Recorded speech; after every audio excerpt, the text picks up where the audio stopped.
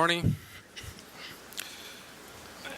I'm very happy to welcome you all for this event of our Graduate School of Economics of the Getúlio Vargas Foundation.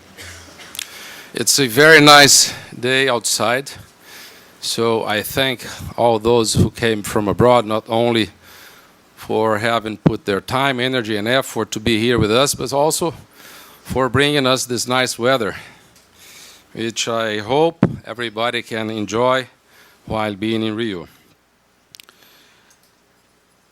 I'm going to start by doing our thanks on behalf of our Graduate School of Economics, and then my colleagues at the table are going to make short statements.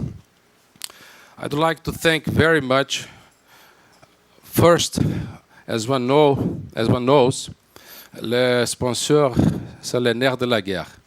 The sponsor is everything. So I have to start by acknowledging and thanking Vale for this third conference on economic themes with our Graduate School of Economics.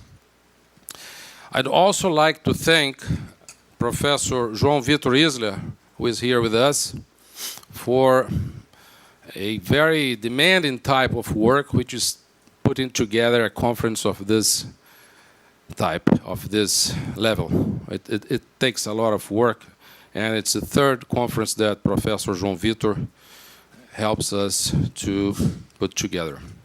But also, Professor, I say professor because he is actually, besides being director of Vale, Castello Branco is also a former professor of our Graduate School of Economics, and has also helped us very much in doing everything necessary at EPGE at the technical level with João Vitor Isler and also with Marcel Chauvet to bring this conference to this table and to this foundation, to this school, and why not say to this city. Just one short remark. The other day somebody asked me, how is it that this Graduate School of Economics does to rank first in Latin America following the Tilburg School of Economics, the Tilburg ranking of economics, and to rank first in Brazil among 2,136 institutions of higher level of education. Well, the obvious answer is attracting talented people. But this is a path that has, we have here in this room, 3 former directors of our school. Professor Carlos Ivan Simonsen Leal, who is here to my left, second to my left. He's also the president of the foundation nowadays. Professor Clóvis de Faro and Professor Renato Fragelli. So it's a long trajectory. It's not a one-day achievement. But I would say that this conference is, for sure, included in the recipe for such an important achievement.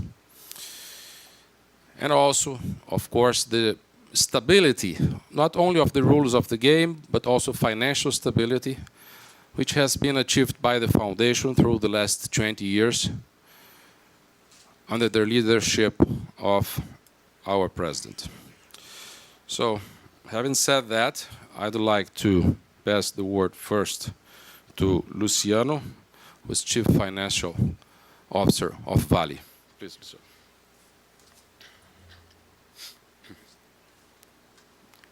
Hello. Thank you, Rubens. Good morning, Carlos, Roberto. Very good to be here amongst yourselves. Good morning, everyone. Thank you all for attending this prestigious conference, which is an honor for Vale to support and sponsor. And I would say the topic of the day is very important. We in business tend to forget that business cycles exist. 15 years ago, everyone was talking about the new economy, and during the Clinton years, everyone was hoping that the new productivity advancements would smooth the business cycle forever. Of course, it didn't happen. Now we're in a similar situation. Everyone thinks that doom and gloom is here to stay, great stagnation and so on. So this is affecting a lot investment intentions in the industries, especially in the mining industry. So it's very important to be here with you, the specialists, to learn a little bit about this important topic. So we're really proud of being able to enable this, this gathering. Also for us in the commodity business, important to know also how business cycles impact commodity prices with its importance not only to Vale but also to Brazil as a whole. We're so dependent, we have been so dependent recently on commodities prices. And again, we have a doubt. We're eager to learn what you're going to say over these 2 days, because relationships between business cycle and commodities prices are sometimes fuzzy because they depend on the stage on the development cycle of countries. So elasticity between, let's say, the iron ore price and the business cycle depends if you are an emerging country or if you are a developed country.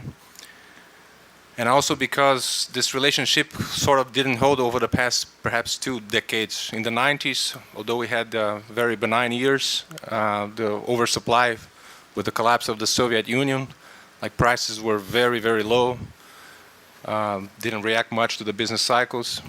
Then on the next decade, because of China, again, now the opposite, strong undersupply, lots of demand, prices very high, again, not reacting to the business cycle. So maybe now we're in a new normal. The business cycle, hopefully we're going to emerge from the great stagnation. The business cycle will be here, and perhaps our industry is going to relate more to the business cycle. So very important topic for us, very important topic to Brazil. So having said that, it's really an honor. We're very happy. Welcome you all. It's great to have such a prestigious cadre of distinguished professors from abroad. So thank you for coming all the way through to Brazil. And again, this is the better time of the year to be in Rio. Mild temperatures. I hope you enjoy. Thank you. Thank you, Luciano and Roberto Castello Branco. Good morning. We are very happy to promote this conference. I believe, as not only as a member of Vale, but as as alumni and a former professor of the Graduate School of Economics, that's in line with the long tradition of excellence in education and economic research. We have the best specialists in business cycles. I strongly believe that we have a great conference. I'd like to thank Dean Rubens Cysne and President Carlos Ivan Simonsen for the support. My special thanks for my friend João Victor Isla. That's very productive and very pleasant to work with efficient people. We always benefit from the experience. And ultimately, I believe that all of us will learn a lot from the specialists. Some of them, such like Professor Prescott, came all the way from the US, others from Europe, and the Brazilians here will give a great contribution to the understanding of the business cycles, which, as Luciano Siani mentioned, are very important for the commodity world, for the dynamics of commodity price, which involve investments of billions and billions of dollars. It generates a lot of employment, quality jobs, and it needs a lot of research. So the knowledge acquired in business cycles is very important to us. Thank you so much for your attendance, and as I said, we'll have a great conference. Thank you, Roberto. And let me remind the audience that Roberto has also been our first PhD graduate. I will not say how many years ago. It's not a... And then, please, I'd like to pass the floor to the former director of our Graduate School of Economics and president of this Getúlio Vargas Foundation, Professor Carlos Ivan Simonsen Leal. Good morning. Good morning to everyone. I'm very happy to be here with the people from Vale, Dr. Siani, my ex-professor and good friend Roberto, and my former colleague and nowadays director of EPGE, Professor Rubens Cysne. This conference is not only important for us because of the people that have come, but because it's also the third such event that we have here at FGV, organized by Professor João Victor Isler, who has been doing an excellent job with the help of Vale do Rio Doce.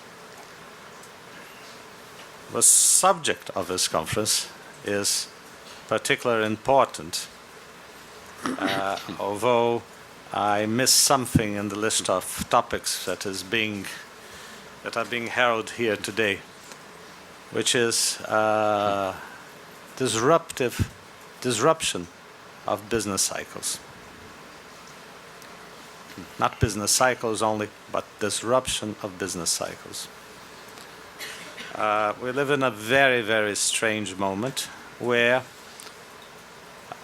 governments have been interfering with the term structure of interest rates around the world, where some geopolitical issues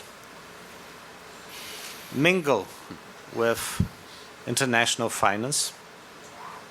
So some countries are competing simultaneously for geopolitical power in the South China Sea, and at the same time they will be competing in finance. China has a possibility of tampering with the US term structure of interest rate simply because it has $3.5 trillion of reserves. And this is something that we never had before. So there is a lot of adjustment going on, a lot of discussions, and sometimes I wonder if that old model, which I learned many, many years ago before studying papers of Mr. Prescott and Mr. Sims, if that old model of you had four markets: money, bonds, product, and employment. And everyone told us that we should not worry about the bond markets. Because of Aura's law, it would be in equilibrium. If the other three were in equilibrium. The only problem is that the bond market's not a market for one bond. Nowadays, it's a market for hundreds of different types of bonds. Risk premia are not well defined and so forth. And therefore, you may have a lot of disequilibrium there. It doesn't clear so fast. That coupled with tremendous political pressure not to be wise in your public finance, especially your investment handling, is one of the biggest challenges that we have nowadays. We are in a moment where competition clearly amongst regions of the world, and that's going to be both a geopolitical and economic competition, that has to deal with the way you invest public monies. And how do you get to have that money? So, the amount you tax, how you tax, where you put that money is going to be extremely important. So, solving the pensions problem, having huge indebtedness, playing the game of subsidies, and at the same time wanting to have innovation that comes out of investment will be very tricky, will be very difficult. So all of this tells me that business cycles, the understanding of business cycles and the understanding of a rupture of business cycles will be extremely important at the moment we are in. I don't believe that this crisis started in 2008. This crisis has roots that are much older than that. And of course, when we see something that in Brazil people don't realize so much the impact, the sequester in the US, having half the fleet of the Atlantic in the ports and the sailors sent back home to receive lower wages. It's something that we should be very aware that it has repercussions that are long-term and stretch deep into the future. So I think that all of us will profit very much from what we have to learn here today. And again, I have to thank our visitors for coming, Vale do Rio Doce, and the long tradition of EPGE for making it possible to have this seminar, which I think will be wonderful. Thank you very much.